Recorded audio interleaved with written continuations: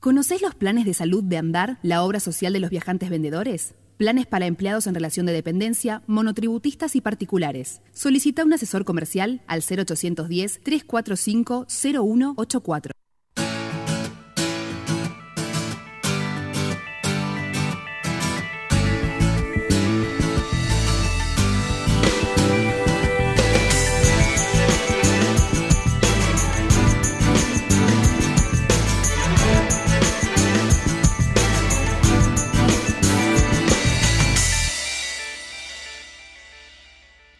¿Cómo están? Bienvenidos. Una vez más nos encontramos aquí en Trabajo Argentino, ya desde la semana pasada al mediodía, como siempre, por Metro, y como siempre nos vamos a ocupar de cómo están los trabajadores y las trabajadoras en nuestro país. En esta que fue una semana con muchísima información al tope de la agenda pública, lo que pasó en el Congreso de la Nación, la media sanción a la legalización del aborto, también una semana con movilizaciones, el paro y movilización de camioneros y también de las dos CTA, el anuncio de un paro general de la CGT para el 25 también de este mes.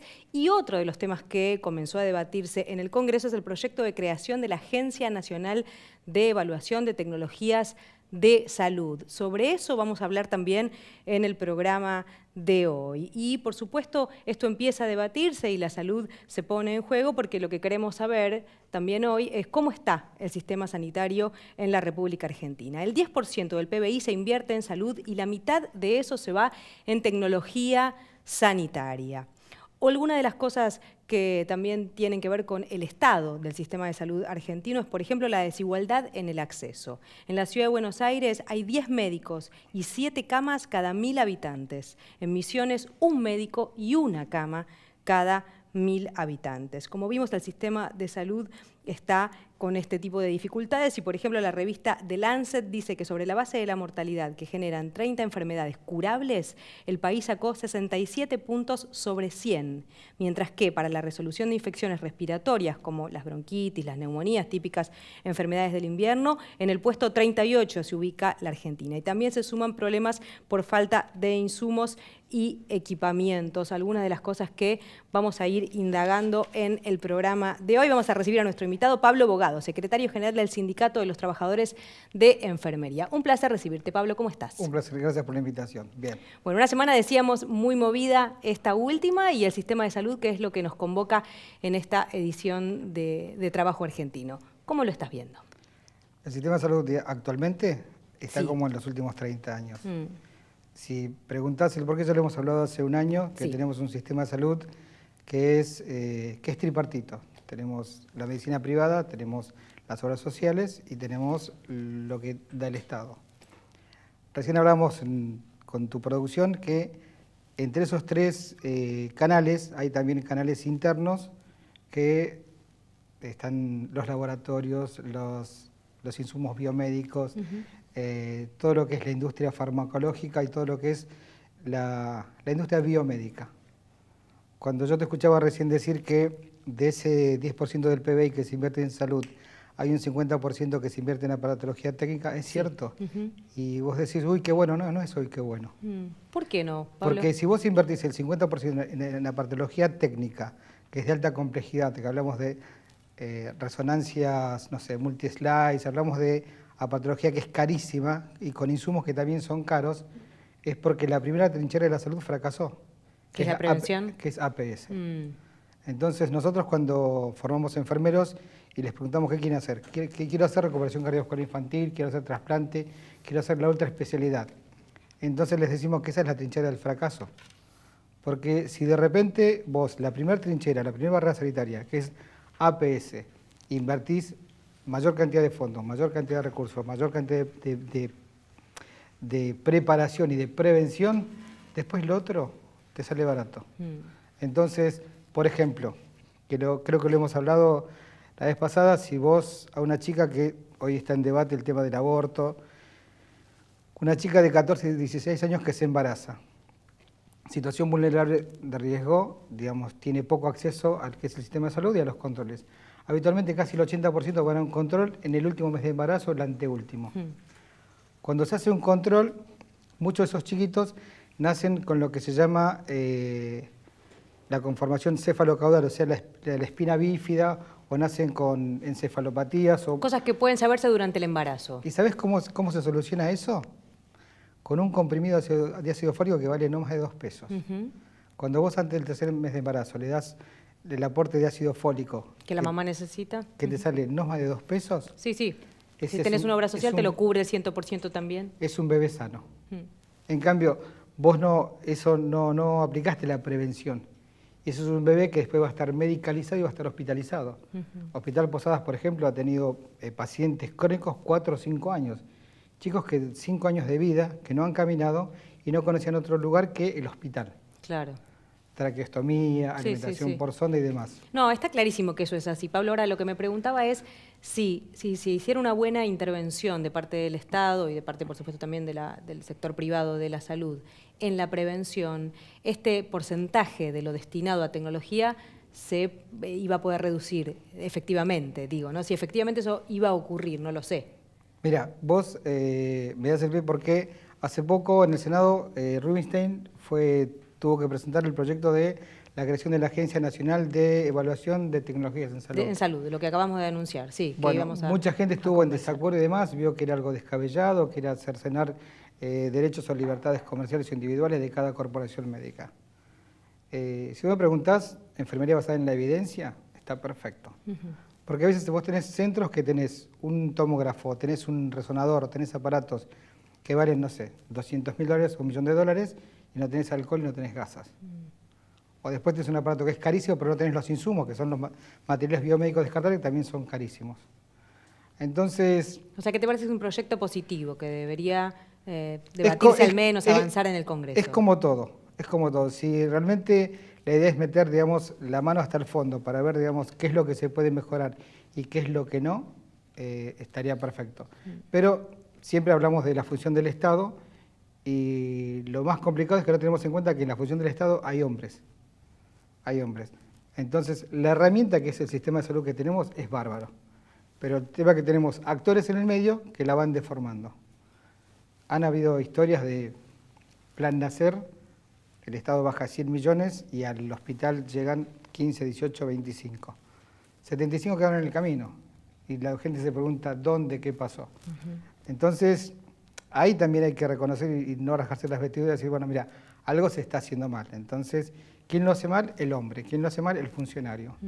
Y con lo que te voy a decir ahora, pues voy a ganar la enemistad de muchísimos médicos, pero hablamos siempre. En todas estas cuestiones que después pasa un gobierno, pasa otro y se detectan negociados en cuanto a los farmacéuticos, en cuanto a los laboratorios, están involucrados médicos, abogados, contadores. Nunca hay un enfermero involucrado. No, claro, tus trabajadores no, Pablo. Exacto. ¿Sabes? Pero... Bueno, porque son un eslabón con menos poder en esa cadena. Por ahora. Por el momento. Por el momento. Por el momento, porque después creo que más adelante vamos a hablar del tema de enfermería y cómo se ve en el futuro, pero cuando están esos eslabones, digamos, reforzados y aceitados para que sean impenetrables, los negocios pasan por ahí. Te invito a que vamos a compartir una declaración de Ginés González García, exministro de Salud de la Nación, que dijo: el sistema de salud está desfinanciado en todo el mundo. Como que esto de lo que venimos hablando no es solo un problema de la Argentina. ¿Coincidís con esa mirada, Pablo? Sí. Sí. La pregunta es quién los desfinancia. Si los que lo financian o los usuarios. Porque cuando se hace un análisis, digamos, macro, siempre se le echa la culpa al usuario. Dicen, por ejemplo, van a la guardia por banalidades, o se piden estudios, o se hacen, digamos, se piden sobreturnos, se hace un mal uso del sistema. Pero eso uno lo vive como paciente, Pablo, y eso siempre es falso. O sea, es que ahí está. Es que es falso, porque, digamos, la gente te dice, por ejemplo, no, sin orden no se puede. Y bueno, yo que tengo ganas de hacerme una ecografía porque no tengo nada que hacer. No, bueno, no, evidentemente no.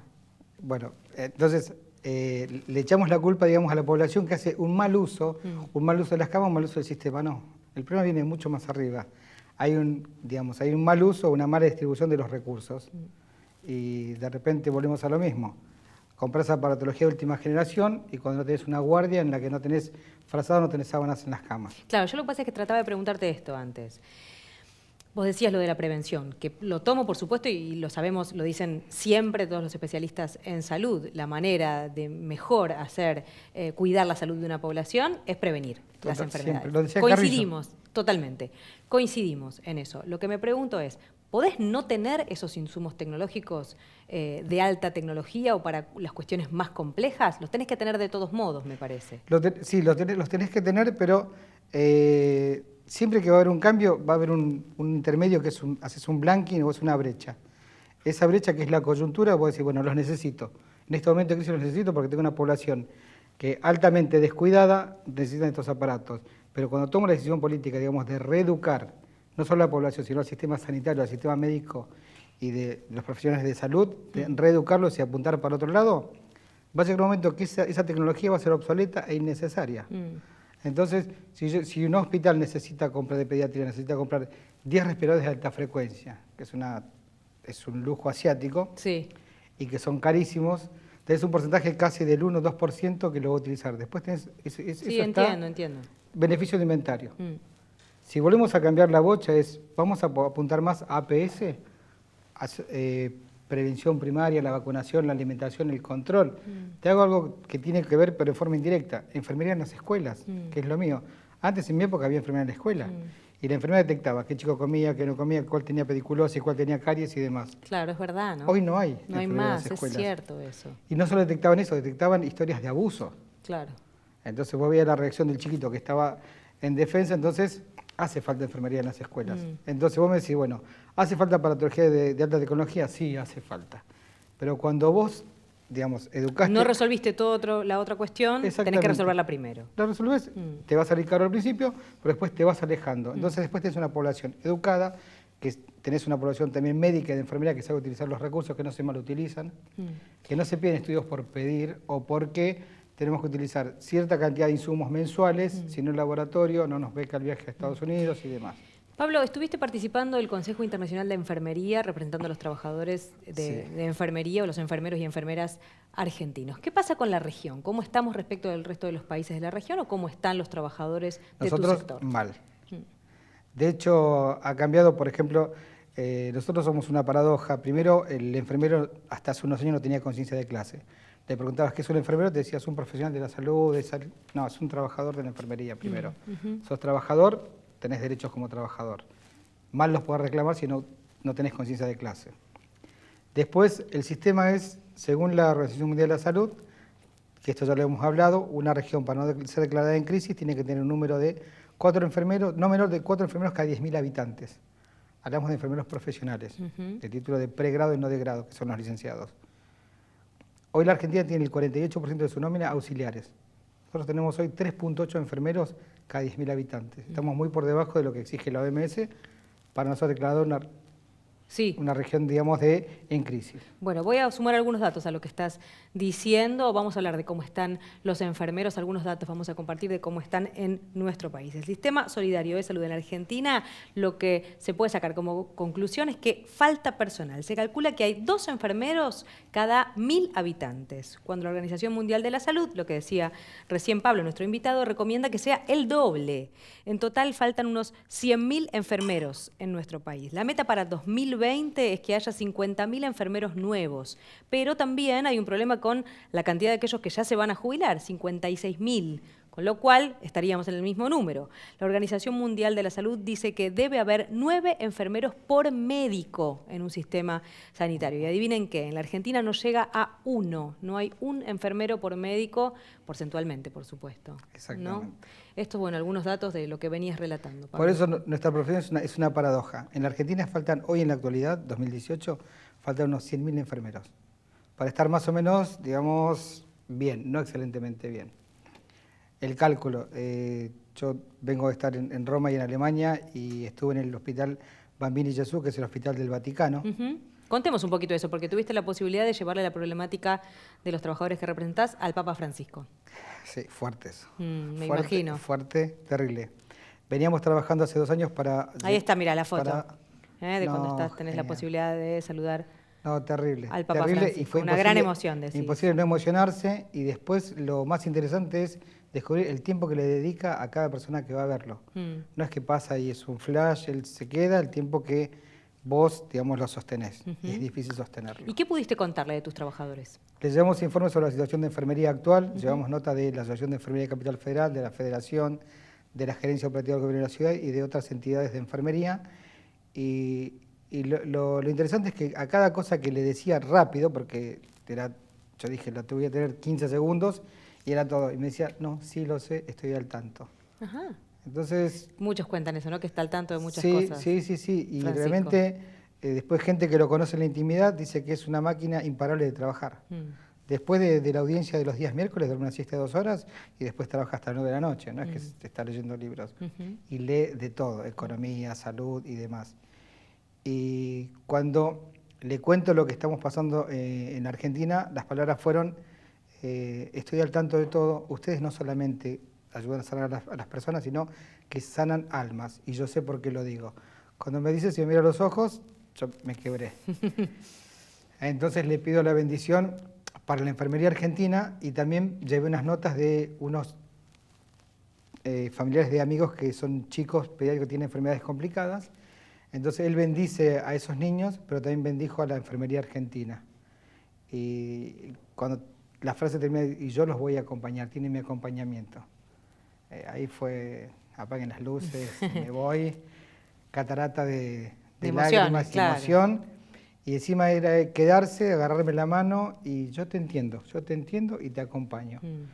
Y fue una cosa que fue quedarse al lado, y se iba con la persona que estaba al lado para seguir charlando, pero te miraba con complicidad como diciendo, ¿estás bien? Porque yo seguía, digamos... emocionado, sí, claro, entonces, claro. No, todo bien. Bueno, es llegar a una instancia muy fuerte seguramente, Pablo, poder llegar hasta ahí.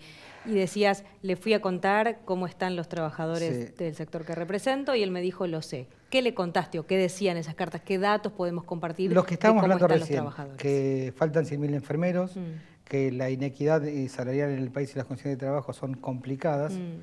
Todo pasa en Buenos Aires, en Capital Federal. Sí, esto que decíamos, la diferencia Así entre todo, Buenos Aires y Misiones, decís, por decir una provincia. El punto geográfico más rico del país, que es la Capital Federal, hay lugares en los que están complicados, imagínate en el resto del país. Nosotros hemos estado en Jujuy, en Ledesma, y había situaciones que eran inentendibles. Había situaciones, por ejemplo, el hospital de Ledesma, atendido por los enfermeros, y el médico que estaba de guardia estaba en el Ingenio, y se comunicaban por handy. Entonces, un médico, claro. ¿Entendés? Encima ese médico lo pagaba el Ingenio. El famoso doctor Aredes, que estuvo en ese lugar, que en realidad el pueblo no se llama Ledesma, sino se llama General San Martín. Exactamente. Libertador General San Martín. Bien. Sí. Hicimos la tarea. Hicimos la tarea, sí, fui a la escuela. Sí, bien. No, en realidad, bueno, lo conocemos por la historia, por lo que pasó, por la noche del apagón en ese lugar. También. Y por los desaparecidos que hubo y la gente en el lo pueblo General recuerda. San Martín y en el Ingenio Ledesma en particular. Sí, exactamente. Entonces, ves que la realidad es otra. Por eso a veces cuando en Capital Federal mis colegas se quejan porque no tienen wifi, entonces le digo, pero hay lugares en los que no tienen agua potable directamente. Para trabajar, un enfermero, entonces, entendamos situaciones en las que hay municipios de Buenos Aires, no te tenés que ir más lejos, te vas Cañuelas, Bolívar, que tiene que salir el enfermero en la ambulancia, solamente el chofer y el enfermero. Porque faltan médicos o... ¿Es muy dispar el sueldo de un médico comparado con el de un enfermero? Sí. Yo te voy a poner, voy a ser extremista. Te voy a hablar lo que gana un anestesista por mes promedio y lo que gana el enfermero. El enfermero que más gana. El enfermero que más gana entre 22 o 35.000 pesos. ¿De bolsillo? De bolsillo, por mes. Un anestesista gana 250.000 pesos. ¿Y es una especialidad que gana muy bien un anestesista? Sí. Dentro de los médicos, una especialidad que gana muy bien. El anestesista, ¿Qué estarán pensando los anestesistas? ¿Dirán, efectivamente cobran eso? Sí, me estarán insultando en chino, en arameo, pero saben que es cierto y que no faltamos a la verdad. Entonces, en esta etapa de mi vida, de la construcción del CITRE, aprendí a que no se me caigan las palabras y pensar lo que digo. Porque a veces, viste, la emoción te dice, no, decís cosas y las tirás y después no las puedes sostener. No, eso es real. Pablo, mirá lo que dijo esta semana Marcelo Llorio, él es el decano de la Facultad de Ciencias Médicas de la Universidad Nacional de Córdoba. Dijo, sobre los médicos, el problema es que no están bien distribuidos ni geográficamente ni por especialidad. ¿Coincidís?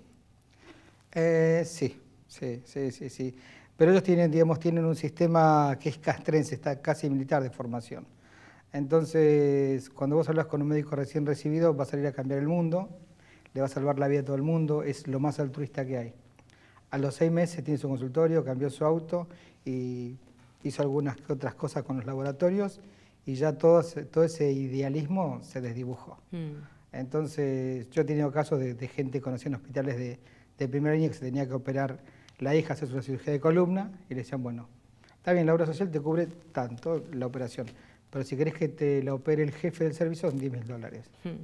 Y esa persona que es un amigo de la vida fue hasta el consultorio, en una práctica común, el médico, porque fue con pesos, sacó una máquina de contar billetes, contó los billetes, bueno, entonces encima le dice, no, mira, faltan 300 pesos, sacó 300 pesos, le dio, bueno, listo, sí, ahora sí la opera el jefe. Entonces, ¿pero por qué es eso? Y volvemos atrás a este sistema de evaluación de las tecnologías en salud, no solo tecnología, sino recursos. Porque vos decís, ¿por qué pasa esto? Lo hablábamos recién con tu productor. En una región que está en crisis como nuestro país en estos momentos, hay 2 actividades que son altamente rentables. 2, producción de energía y salud. Son las que siempre dejan ganancias, no dan pérdidas. Hoy estamos mal económicamente, vos seguís pagando la luz, el gas y el agua. Sí, y vas a priorizar la atención de tu familia. ¿Tu prepaga dejaste de pagarla? No. No, claro. La obra social la seguís pagando. Te dan un antibiótico que vale 1.500 pesos, vas y lo pagás. ¿En qué bajás la calidad? En la ropa, en la recreación, en la comida. Te vas a los productos de segunda y tercera línea.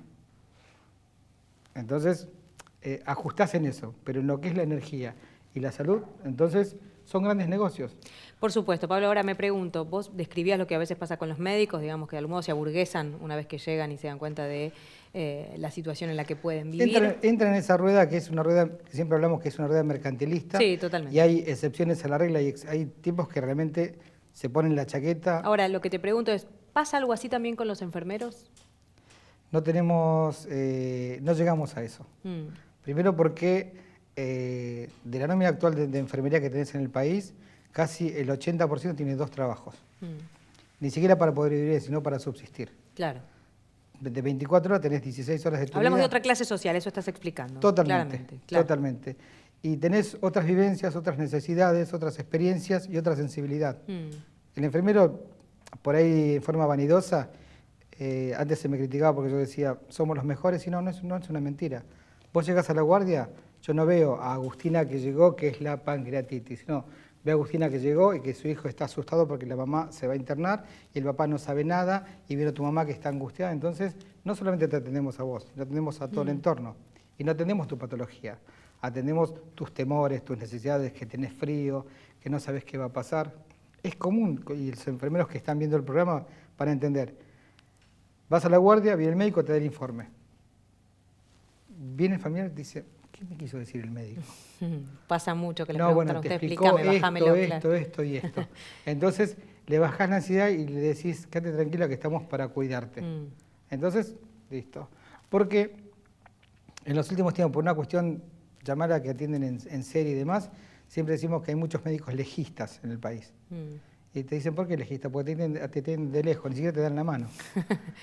Vos te vas a decir, pero ni siquiera me revisó, me indicó estudios y demás, nada más, me indicó tomografía, que esto, después vemos los estudios. Nos ha pasado a todos esos. Mira lo que dijo esta semana Teresa Gómez. Pablo, ella es la directora de la Escuela de Enfermería del Hospital Británico. ¿Qué dijo? El histórico déficit de recursos capacitados de enfermería se va agravando por la falta de incentivos para elegir la carrera. Pero es una profesión que no tiene techo, que tiene niveles de licenciaturas y doctorados y sus estudiantes pueden elegir su inclinación hacia lo asistencial, la docencia o también la gestión. Una genia. ¿Sí? Es una genia, aparte todo es real y fíjate cómo somos una paradoja de la vida, no solo del sistema sanitario, que es una profesión poco atractiva, mal remunerada, poco reconocida. Hoy estamos tratando de que es una profesión que está devaluada y tratar, digamos, de levantarla, fortalecerla. Y así todo, se siguen estudiando, hay estudiantes de enfermería. En mi caso, por ejemplo, yo soy 5ª generación de enfermeros. Ya hay una 6ª que es mi hija, que estudiaba psicología, dejó la carrera para hacer enfermería. Este año terminé la licenciatura. Entonces vos decís, si te pagan poco, la vas a pasar mal, no te van a reconocer. ¿Por qué estudias enfermería? Y la respuesta es, no sé.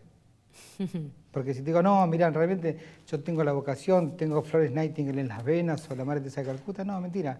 Es más fuerte que uno. Esa esa intención de ayudar al otro, protegerlo, sanarlo, ¿qué es lo que hace Francisco? ¿Qué es lo que te transmite? Pablo, ¿y qué habría que hacer? ¿Cómo se podría resolver estos 100.000 enfermeros que faltan en la Argentina? ¿Con qué política pública habría que trabajar para lograr o acercarse al menos a ese número? Mira, hoy por ejemplo, y cruzo los dedos, porque vos sabés que estamos en una etapa de recortes de convenio con universidades, recortes de convenio con instituciones educativas, una etapa de ajuste.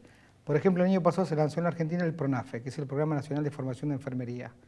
Y es algo histórico. De hecho, cuando tuvimos un encuentro iberoamericano de enfermería, el doctor Gabriel Mutansky, que yo siempre digo que es un enfermero encubierto, porque él no sabe que es enfermero, pero piensa como enfermero, es el coordinador del PRONAFE, junto con su grupo de trabajo, que si les empiezo a nombrar de uno me voy a olvidar de alguien, entonces queda Gabriel Mutansky ahí.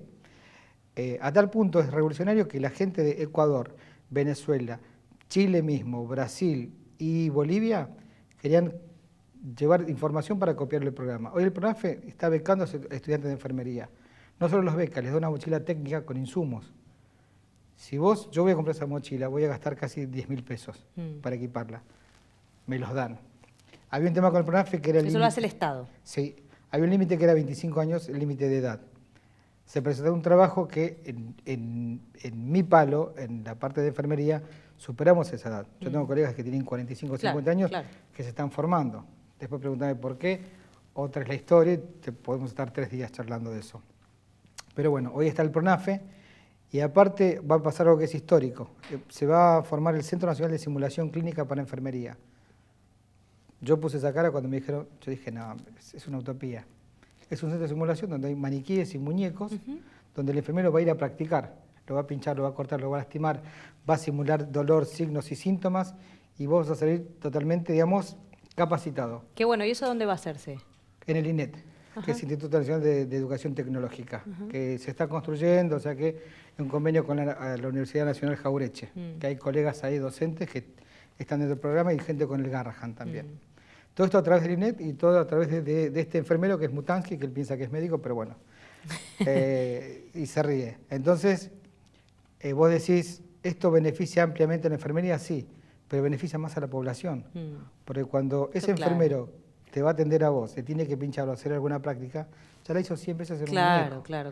O sea que el porcentaje de riesgo potencial de daño que te va a efectuar a vos es mínimo y va súper entrenado. Pablo, gracias por haber venido. No, gracias a vos y más tranquilo ahora. Bueno, qué bueno, me alegro que te hayas sentido bien. Pablo Bogado estuvo con nosotros, como lo escucharon, representante de los enfermeros y las enfermeras de la Argentina. Esto fue Trabajo Argentino, nos encontramos la semana que viene. Gracias. OSADEF, la obra social de empleados de farmacia. Para más información, ingresá a www.adef.org.ar o llamanos al 0800-345-0299. OSADEF, tu obra social.